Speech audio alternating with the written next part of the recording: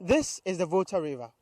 It is one of the monumental aqua-tourist attractions in the country. But for about 16 communities within this area, it is their only water supply. The river flows quietly through communities, providing sustenance for households, backyard farms and livestock. For several generations and years, the Volta River has been a salvation and the go-to water source. In Mepe, Toplonu, Abinu, Lenu, Venu, Kita and about 9 more communities in the North Tongu district, the pursuit of clean water is more of a struggle than a choice. In these communities, residents journey in the quest to find clean water, typically made to choose between the murky brown liquid from old wells, broken boreholes, and the river, which is neither clean nor pure. The aged residents who cannot take the pain of walking miles to the river employ the services of tricycle riders who charge a fee, carrying the yellow container infamously called Kofo gallon. I have been told that one of these Kofo gallons costs 5 cedis, and 12 of such is needed to fill this barrel, which can take the family throughout the week. That is to say that every household is spending at least 60 cedis on potable water. Money is difficult to come by, yet we have to face water challenges. We buy it in this gallon at 5 cedis. Even in these tough times, if we fail to go to the farm, we do not eat. If school children do not wake up early, they are punished for being late.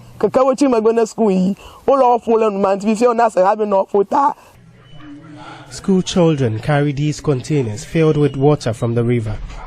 They are heavy, not just in weight, but a task to complete every morning before they show up for school. They risk being late for school for the survival of their households.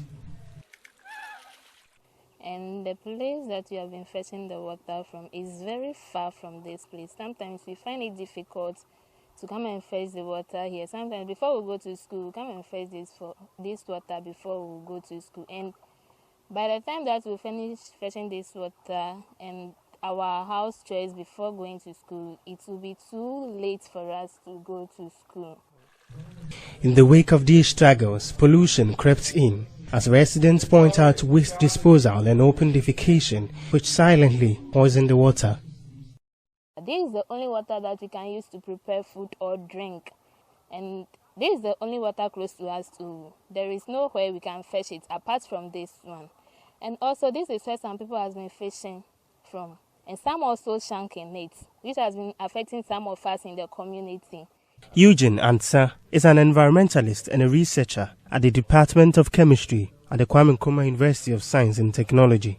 He evaluated that the continued consumption of contaminants found in polluted rivers may expose consumers to health complications, including nervous system attacks.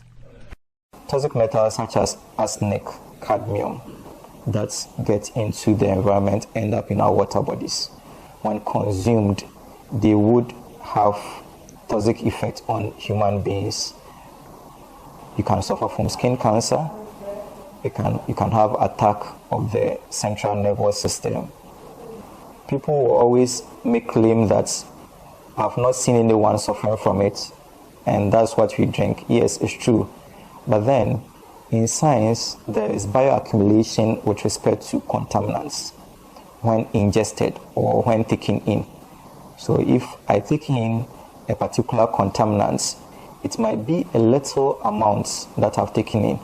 But with time, if I keep on consuming that same thing over and over, it starts to accumulate in my system, that we call bioaccumulation. So with that bioaccumulation, it may hit the threshold that can cause problem to you, and therefore it becomes enhanced to you. So after a long time of exposure, you will now be having that effect. Community members are rallying together to advocate for their right to clean water.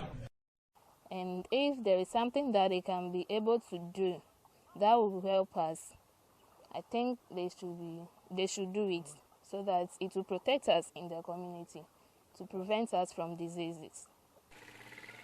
Assembly member of Jagome electoral area, Pitias Agbemo Nomenyo, appeals to authorities to come to the aid of disadvantaged communities. So we are praying with government that we are facing a lot of challenges in terms of water. We beg them, NGOs will beg you, come to our aid. Let the people also feel comforted.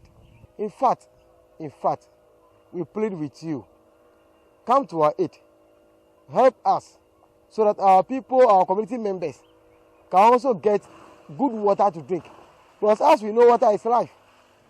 So people are perishing just because of lack of water. We plead with you. We beg you. Eugene Ansa recommends domestic water treatment undertakings for households in urgent situations.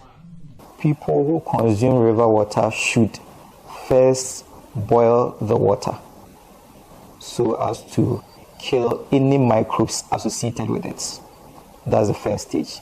Now, once you kill the microbes, some of them, we have what we call suspended solids. These suspended solids will usually make the water cloudy. So once you have the suspended solids, we can do filtration and... Reporting for Joy News, Clinton Yeboah.